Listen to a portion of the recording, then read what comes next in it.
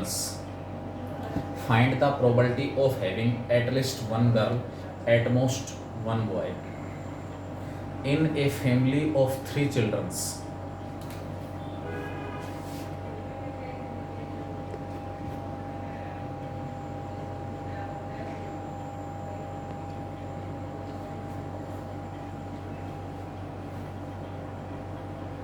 तीन बच्चे हैं फैमिली में, हमें प्रोबेबिलिटी निकालनी, इसकी क्या प्रोबेबिलिटी है कि उसमें कम से कम एक जो चाइल्ड है वो गर्ल है, कम से कम एक लड़की है, ठीक है। उसके बाद एटमोस्ट वन बॉय। सबसे पहले मैं जितनी भी पॉसिबिलिटी है ना वो सारी की सारी लिख रहा हूं इसके अंदर। टोटल जो आपके पास सैंपल स्पेस आप कह सकते हो, जितनी भी टोटल पॉसिबिलिटी है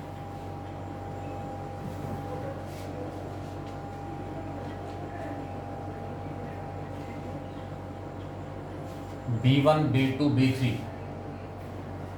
B1 B2 B3, B4 boy 1 2 3 उनके ऑर्डर को रिप्रेजेंट कर रहा है। सबसे बड़ा बच्चा जो है उसके लिए मैं सफिक्स 1 यूज कर रहा हूँ, बीच वाले बच्चे के लिए उसके लिए मैं सफिक्स 2 यूज कर रहा हूँ, और सबसे छोटा जो उसके लिए मैं 3 यूज कर रहा हूँ, B3। B4 boy G4 girl, B1 B2 G3, B1 B2 G3, B1 G2 B3, G1 B2 B3। 2 लड़के और 1 लड़की। अब 2 लड़की और 1 लड़का, बेटा इसमें ऐसा कुछ होगा तो दिया हुआ होगा, हम तो यहाँ पर नॉर्मल जो केस है वो लेके चल रहे हैं, ठीक है। इसमें एक लाइन और गायब है, इसमें एक पॉइंट और गायब है बीच से कि each child is equally probable, यानी कि मेल और फीमेल जो बर्थ है वो इक्वली इसमें प्रोबेबल दिया हुआ है कि रैंडमली सिलेक्टेड जो चाइल्ड है वो लड़का होगा या लड़की होगी, इसकी प्रोबेबिलिटी सेम है, ठीक है। अदरवाइज इससे हटके कोई भी कंडीशन है तो कंडीशन आपको 7 क्वेश्चन में मिलेगी। नेक्स्ट हमारे पास B1 G2 G3, G1 B2 G3 and G1 G2 B3 and last is G1 G2 G3। Total 8 possibility हैं। रैंडमली सिलेक्टेड जो चाइल्ड है वो लड़का या लड़की, 2 पॉसिबिलिटी हैं। 2 बच्चे हैं वही 2 पॉसिबिलिटी, 3 बच्चे हैं वही 2 पॉसिबिलिटी, तो 2 इंटू 2 इंटू 2 टोटल 8 मेरे पास पॉसिबल ऑप्शन हो गए। इसमें मैंने बताया 1 2 3 यहाँ पर ऑर्डर को रिप्रेजेंट कर रहा है, B stands for boy and G for girl, ठीक है। तो इसमें हमें निकालना है, अब आप देखो आराम से, each outcome is equally probable, each child is male और female, it is equally probable. Randomly selected child लड़का है, इसकी प्रोबेबिलिटी भी 1/2, और रैंडमली सिलेक्टेड चाइल्ड लड़की है, इसकी प्रोबेबिलिटी भी 1/2। तो सारे के सारे सैंपल पॉइंट इक्वली प्रोबेबल हैं। इसकी प्रोबेबिलिटी, इस सैंपल पॉइंट की प्रोबेबिलिटी 1/8, इसकी probability 1/8 1/8 1/8 1/8 and so on. Equally probable sample points, जहां कोई प्रीफरेंस ना दिया गया हो कि भी ऐसा होने के चांसेस, ऐसा होने के चांसेस से 2 गुना 3 गुना 4 गुना ऐसा कुछ है, यानी कि हर सैंपल पॉइंट के अकरेंस के चांसेस अगर सेम है, हर सैंपल पॉइंट के अपीयर होने के चांसेस अगर सेम है, तो वो जो आउटकम्स हैं वो इक्वली प्रोबेबल होती हैं। फर्स्ट पार्ट में हमसे पूछा है at least 1 girl, probability of having at least 1 girl, कम से कम एक लड़की, कम से कम एक लड़की। इस सैंपल पॉइंट को छोड़ दो, बाकी जितने भी केस हैं उन सब में कम से कम एक लड़की जरूर है। इसका मतलब जिस इवेंट की मुझे प्रोबेबिलिटी निकालनी है उसका कॉम्प्लीमेंट हो गया 9 girl. At least probability of having at least one girl, it is equal to 1 minus probability of having no girl। एक में से हम किसकी प्रोबेबिलिटी माइनस कर रहे हैं कि हम तीनों बच्चों में से कोई भी लड़की नहीं, उसकी प्रोबेबिलिटी हमने माइनस कर दी, तो बाकी क्या बचेगा, जितने भी सैंपल पॉइंट बाकी बच रहे हैं उनमें कम से कम एक लड़की जरूर है। मतलब लड़की एक भी हो सकती है, लड़की दो भी हो सकती है, लड़की तीनों भी हो सकती है। तो ये प्रोबेबिलिटी आपके पास 1 minus 1/8, it is equal to 7/8। First part में जो प्रोबेबिलिटी आएगी वो 7/8। ठीक है। डेविएशन जहाँ भी मिलेगा, ट्विंस की बात कर रहे हैं, या इसके अंदर पॉसिबिलिटी आ जाए कि भी मेल बर्थ की पॉसिबिलिटी चांसेस 2 टाइम्स हैं, फीमेल बर्थ जो है उसके चांसेस 3 टाइम्स हैं, वो कंडीशन आपको एक्स्ट्रा देख के चलेगा, उसके अकॉर्डिंग फिर इक्वेशन चेंज होगा। सेकंड पार्ट में इसमें कह रहा है at most 1 boy, probability of having at most 1 boy, मतलब ऐसे कितने सैंपल पॉइंट हैं जिनमें लड़कों की संख्या एटमोस्ट ज्यादा से ज्यादा एक है। मतलब लड़का एक हो सकता है या एक भी नहीं, तो मैक्सिमम लड़का एक इन 4 केसेस में,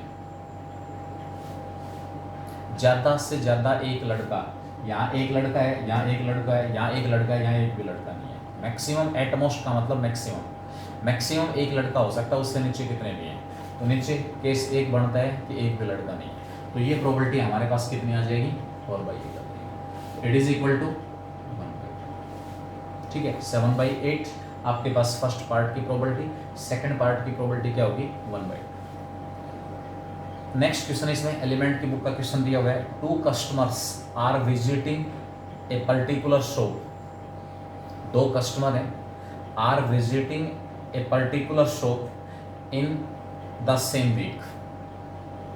एक ही वीक में वो शॉप के ऊपर विजिट कर रहे हैं, from Tuesday to Saturday, Tuesday से सैटरडे के बीच में। Each is equally likely to visit the shop on any one day as on another day. मतलब प्रत्येक जो कस्टमर है वो किसी भी दिन शॉप पे विजिट कर सकता है, ऐसा कोई रिस्ट्रिक्शन नहीं है कि भी जिस दिन वो चला गया उस दिन दूसरा नहीं जाएगा, जिस दिन पहला चला गया उस दिन दूसरा नहीं जाएगा, दूसरा चला गया उस दिन पहला नहीं जाएगा। दोनों के दोनों कस्टमर रैंडमली कभी भी विजिट कर सकते हैं उस शॉप की, और कहाँ से कहाँ तक, Tuesday to Saturday.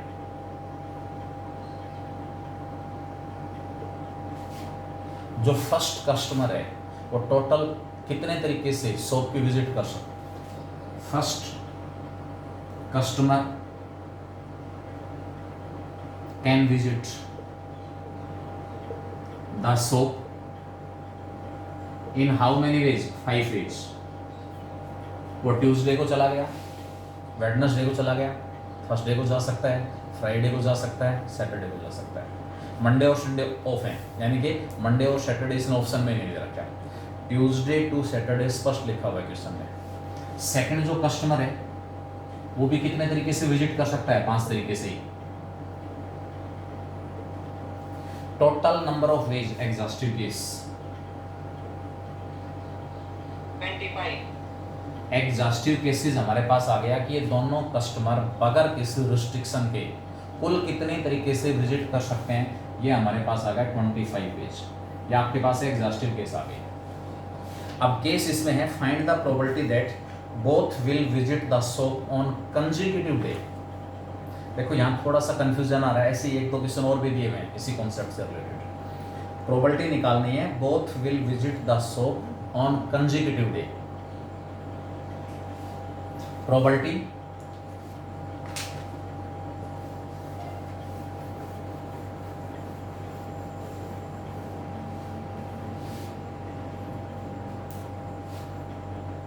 that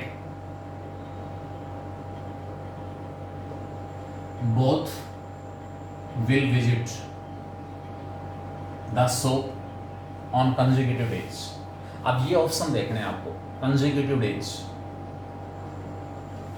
consecutive का मतलब है एक मंगलवार को गया तो दूसरा बुधवार को, ठीक है, तो यहाँ पर मैंने ऑप्शन बना दिए, एक ट्यूसडे को गया, एक वेडनेसडे को, ट्यूसडे और वेडनेसडे। पहला जो कस्टमर है वो ट्यूसडे को जा रहा है, दूसरा जो कस्टमर है वो वेडनेसडे को। वेडनेसडे और थर्सडे, थर्सडे और फ्राइडे, फ्राइडे और सैटरडे, 4 ऑप्शन है, 4 इनके रिवर्स। ये फर्स्ट कस्टमर है, ट्यूसडे को गया, भाई कस्टमर का नाम ए और बी दे दिया, ए गया ट्यूसडे को, बी गया वेडनेसडे को, एक केस काउंट हो गया। ए गया वेडनेसडे को और बी गया ट्यूसडे को, दूसरा केस काउंट हो गया। यानी कि 4 केस ये हैं और 4 इनको रिवर्ट करने का मतलब है जिस दिन ए गया था उस दिन बी चला गया, ट्यूसडे को ए गया था, वेडनेसडे को बी गया था, अब ट्यूसडे को बी चला गया और वेडनेसडे को ए चला गया। यानी कि इसके नाम के कितने काउंट हो गए, टोटल जो फेवरेबल केस होंगे वो हमारे पास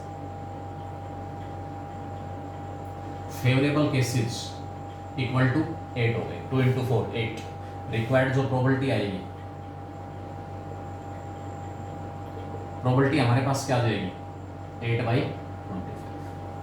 बेटा जो मेन पॉइंट इसमें देखना है हमें, जिसके ऊपर फोकस करना है कि वो कंसेक्यूटिव डेज में विजिट करेंगे।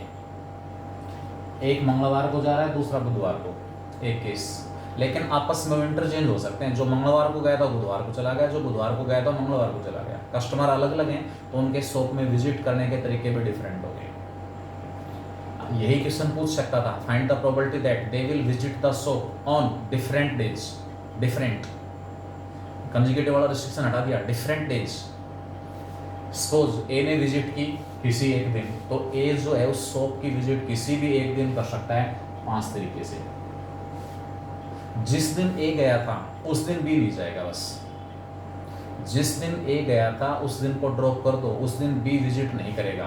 तो बी यहाँ पर टोटल कितने तरीके से विजिट कर सकता है, दोनों की जो विजिट है डिफरेंट डेज, उस वीक के डिफरेंट डेज में दोनों की विजिट कितने तरीके से हो सकती है 24 veg,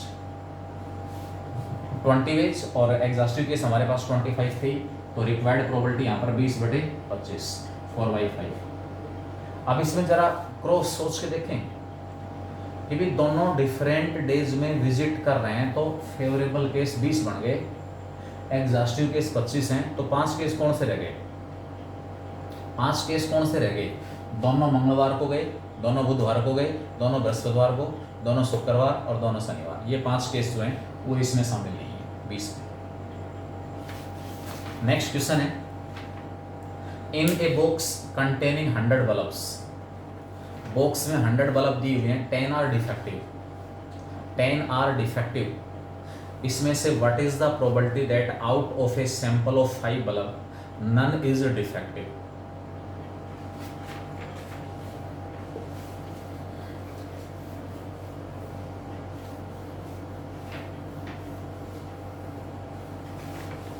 From a box containing 100 bulb, from a box containing 100 bulbs, out of which 10 are defective, 10 are defective। बेटा 100 में से 10 डिफेक्टिव हैं, तो 90 इसका मतलब सही हो गई। When a bulb is selected at random,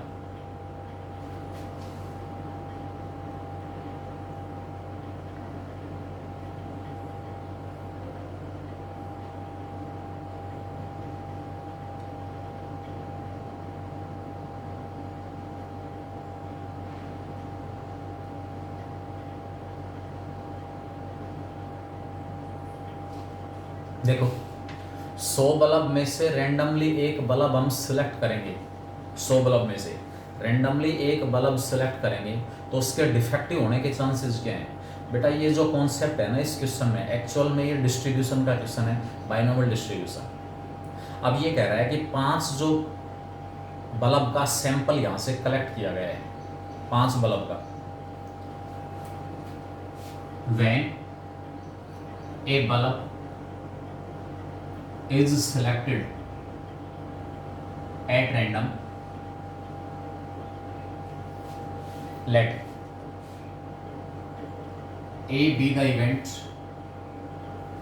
that randomly selected bulb is defective।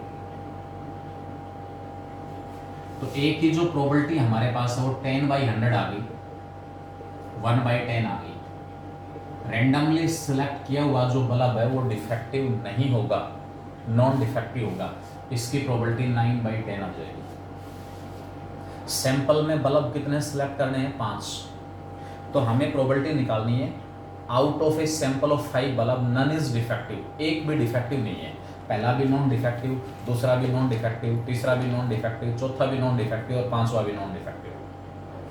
पहला बल्ब नॉन डिफेक्टिव सिलेक्ट कब होगा? जब हमारे पास इवेंट कौन सा कर हो जाए? A complement. प्रोबेबिलिटी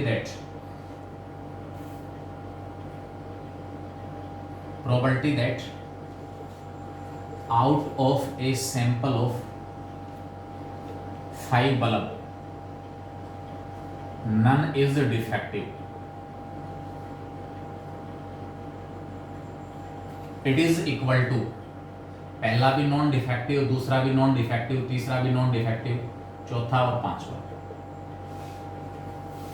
सारे के सारे इवेंट इंडिपेंडेंट है। सारे के सारे इवेंट कैसे हैं? इंडिपेंडेंट। तो यहां से हमारे पास क्या आएगी? प्रोबेबिलिटी ऑफ ए कॉम्प्लीमेंट कितना है? 9/10। 9/10 इंटू 9/10 इंटू 9/10, अल्टीमेटली ये प्रोबेबिलिटी आपके पास हो जाएगी 9/10 रेज़ टू पावर 5। रिक्वायर्ड जो प्रोबेबिलिटी है वो 9/10 raise to power 5। Next question है, out of 30 consecutive positive numbers 2 are chosen at random. 30 consecutive numbers हैं,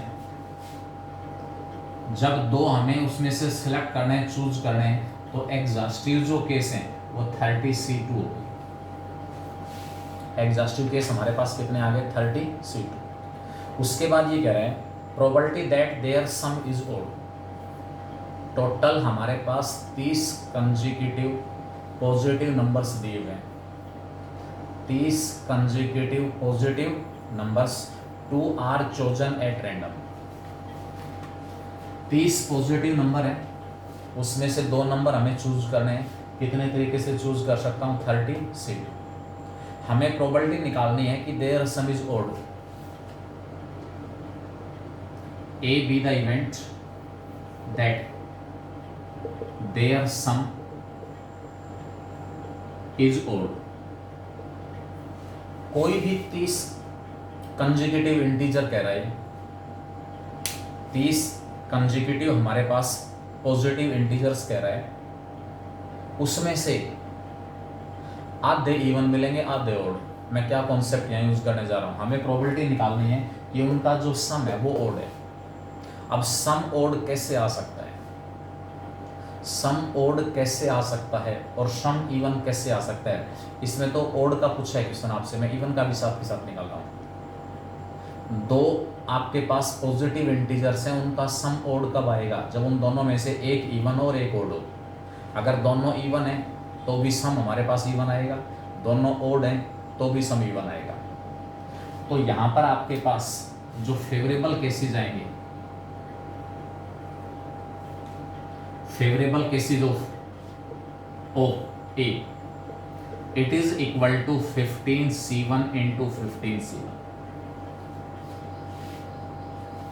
रिक्वायर्ड प्रोबेबिलिटी हमारे पास आ जाएगी, probability of A 225, 15C1, 15 into 15, 225 upon में 30C2। 30C2 कितना आएगा? 30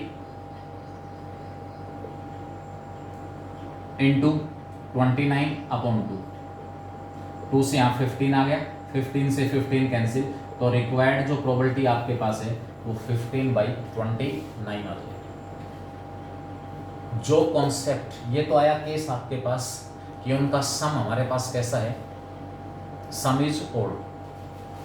probability that the sum is even.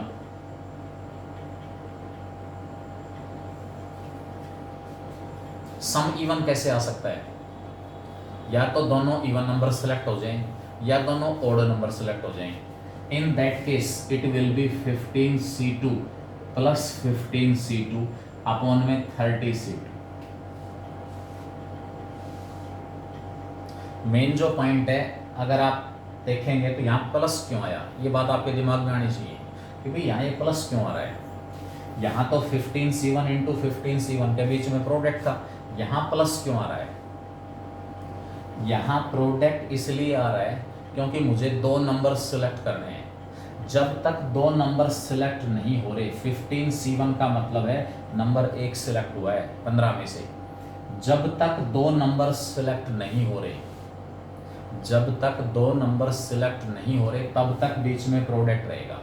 एक यहाँ से ले लिया, एक यहाँ से ले लिया, यहाँ 15 में से दो सिलेक्ट हो गए, इसलिए सिलेक्शन कंप्लीट है। ये दोनों के दोनों इवन है, दोनों के दोनों कैसे हैं, ओड है।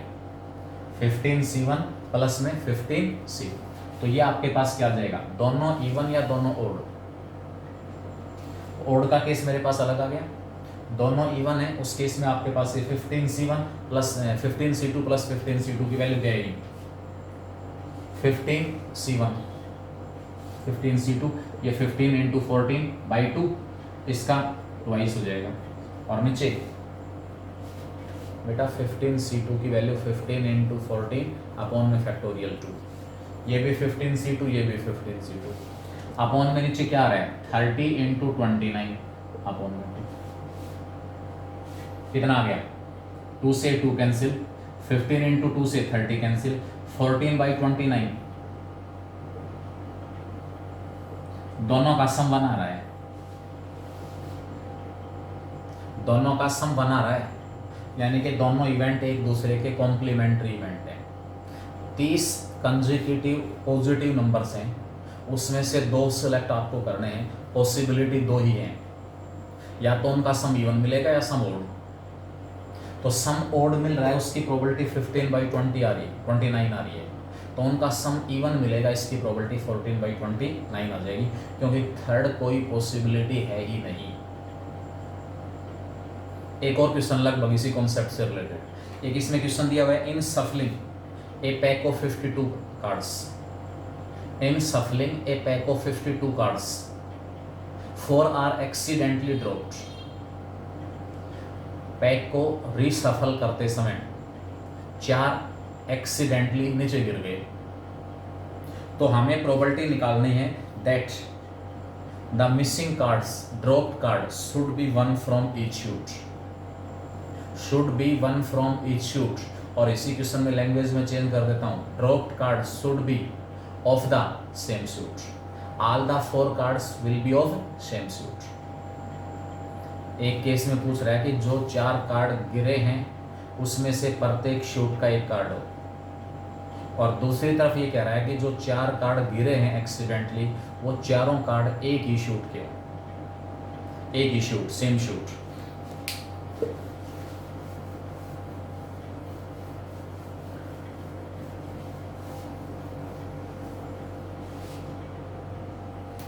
In सफलिंग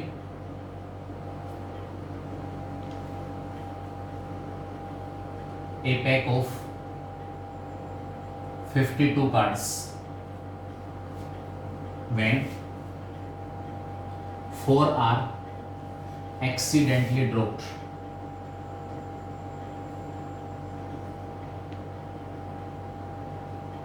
Exhaustive case.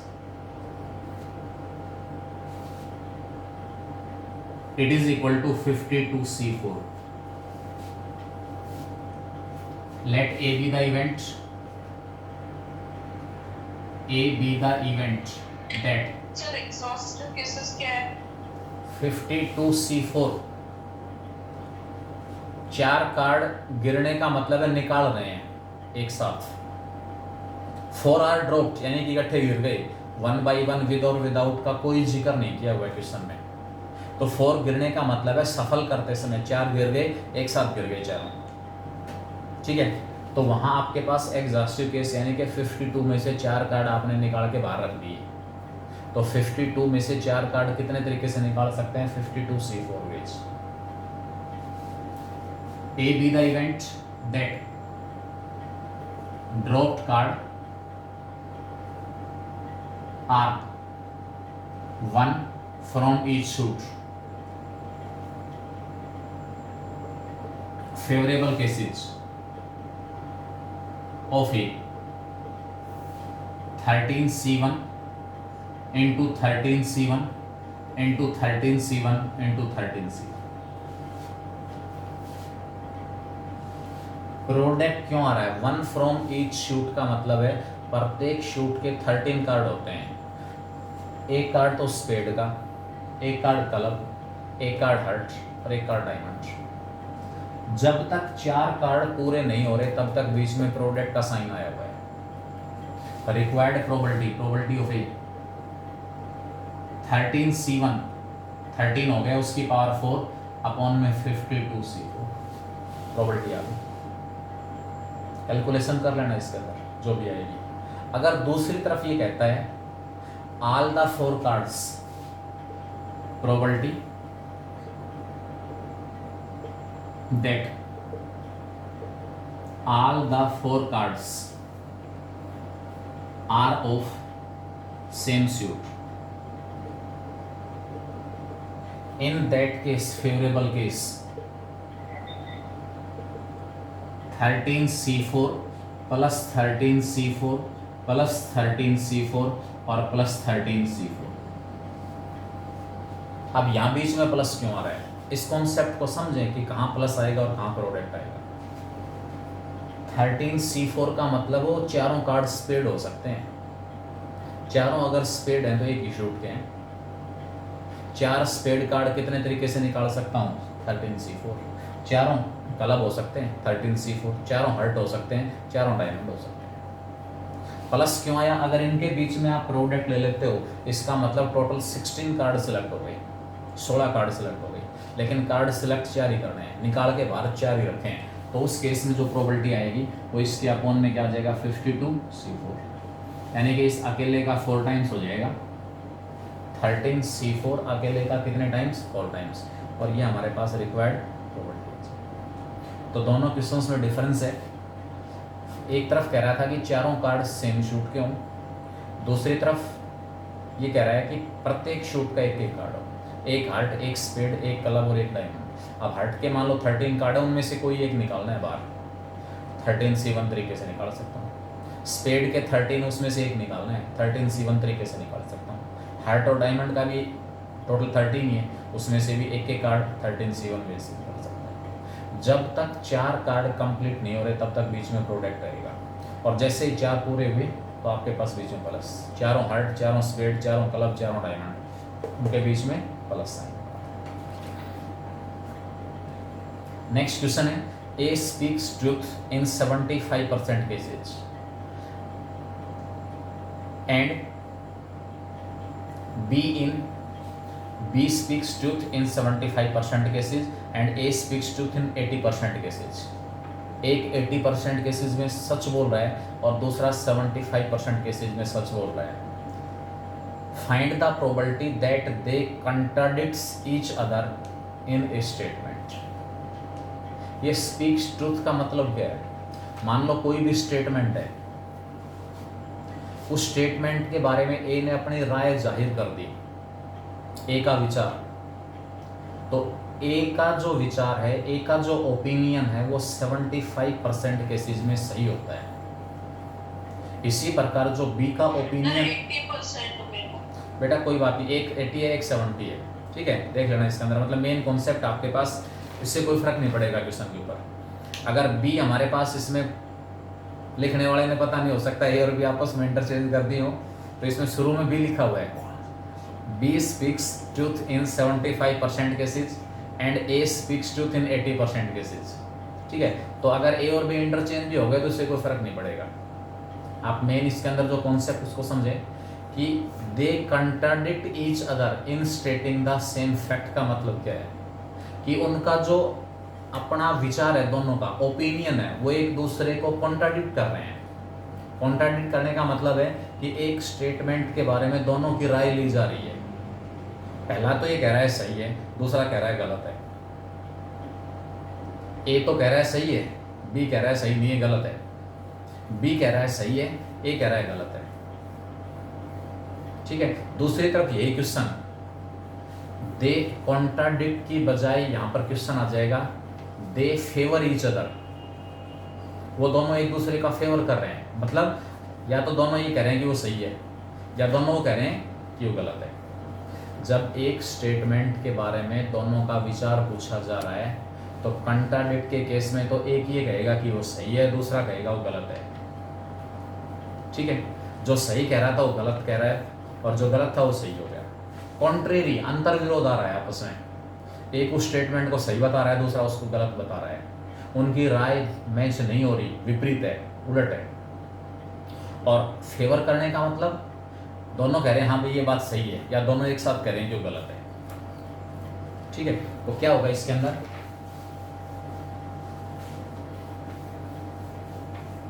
प्रोबेबिलिटी का कोई भी क्वेश्चन हो, वैसे बगैर इवेंट अज्यूम किए निकलेगा नहीं, लेकिन क्योंकि यहाँ हमें इतना सब्जेक्टिव वे में क्वेश्चंस नहीं निकालने हैं, सीधा हम कंपटीशन वाला केस लिख रहे हैं, लिखने वाला मटेरियल थोड़ा सा कम हो जाता है, इसलिए मैं थोड़ा सा शॉर्ट चल रहा हूँ।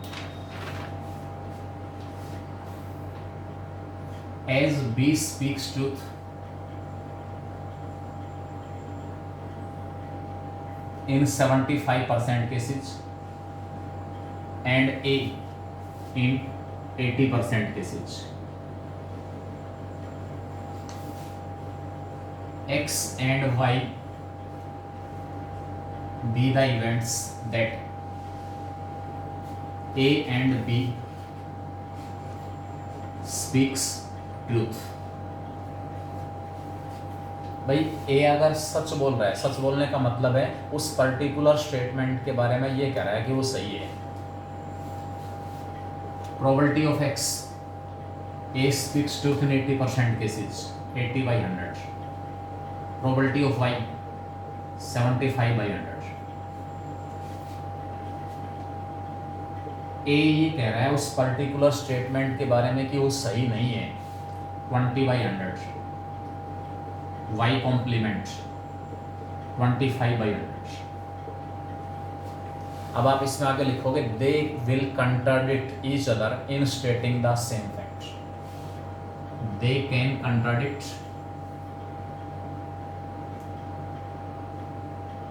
Each other in stating the same fact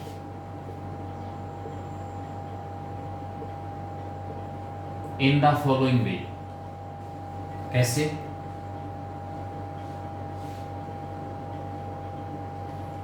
A speaks truth and B not। और दूसरा case B speaks truth and A not। Therefore probability